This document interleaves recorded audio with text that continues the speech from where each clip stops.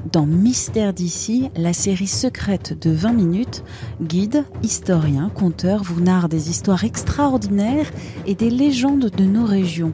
Pour ce nouvel épisode de cette 3e saison, découvrons l'histoire d'Éléonore, une locataire pas comme les autres des égouts de Paris.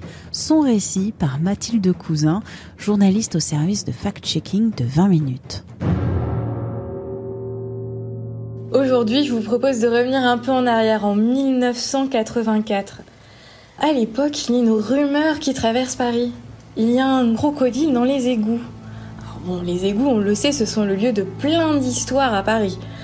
Mais là, l'histoire a du vrai. À 2 reprises, les services des égouts de la mairie de Paris ont été notifiés en ce début d'année 1984 de la présence d'un crocodile. Intrigués, ceux-ci finissent par alerter les pompiers de la ville. Les pompiers montent une mission de sauvetage. Et que découvrent-ils le 7 mars 1984 ? Une jeune femelle de 70 à 80 cm qui se trouve dans les égouts. Drôle de surprise pour les pompiers.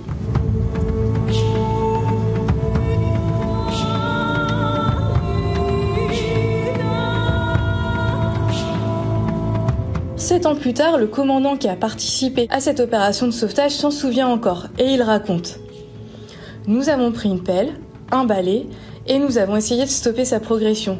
Ce que nous avons réussi à faire, et puis nous lui avons ficelé la gueule de façon à ce qu'il ne nous pince pas. L'animal est capturé, mais comment a-t-il pu survivre dans un environnement que l'on s'imagine aussi hostile ?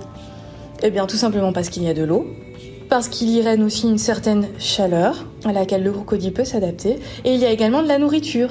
Il y a des rats, et il y a aussi la nourriture avariée qui est charriée par les égouts. Tout cela fait que ce crocodile a pu trouver manière à subsister.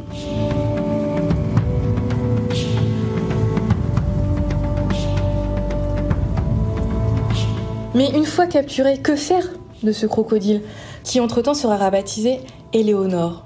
Eh bien Éléonore, elle va prendre le chemin d'un aquarium. Et elle ne retournera pas dans un environnement très exotique, elle va finir à Vannes, en Bretagne, où elle va devenir un peu la star de l'aquarium. Et elle sera placée toute seule dans un enclos, dont le décor, d'ailleurs, peut-être pour ne pas la dépayser, rappelle celui des égouts de Paris. Donc Éléonore, comme ça, va couler des jours que l'on imagine peut-être heureux dans cet enclos, jusqu'à la fin de l'année 2020. Là est prise la décision de la transférer dans un enclos plus grand, où elle sera aussi en compagnie d'autres crocodiles. Le crocodile est un animal sociable. Fin décembre 2020, Éléonore prend la route. Elle ne rentre pas à Paris, mais elle se dirige dans le sud, dans la Drôme. Malheureusement, quelques mois plus tard, nous apprenons son décès par la presse. Effectivement, au mois de mai, Éléonore n'a pas supporté la période de reproduction. Elle est probablement morte d'épuisement pourchassée par des mâles.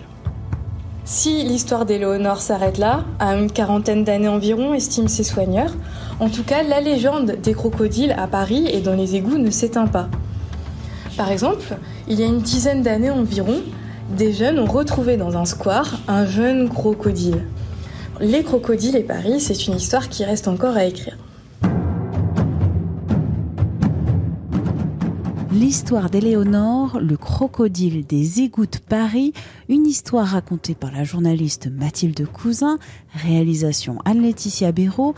Rendez-vous très bientôt pour une nouvelle histoire. Mystère d'ici est une série du podcast L'été dans vos oreilles. Vous pouvez vous y abonner gratuitement sur toutes les plateformes d'écoute en ligne.